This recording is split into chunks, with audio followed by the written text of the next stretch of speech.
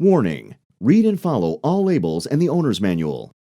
The heating parameter screen is a read-only screen that shows limits applied to various electrical parameters and displays limits within any attached tool.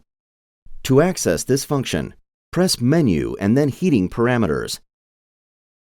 Actual parameters will often be less than heater limit due to coil configuration or the part reaching temperature and requiring less heat.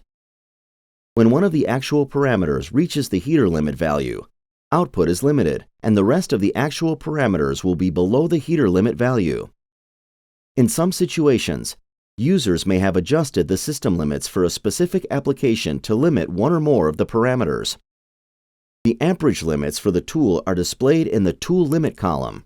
For example, the air-cooled heating cable displays 250/200, which means it can run at 250 amps for 15 minutes, then is restricted to 200 amps continuous.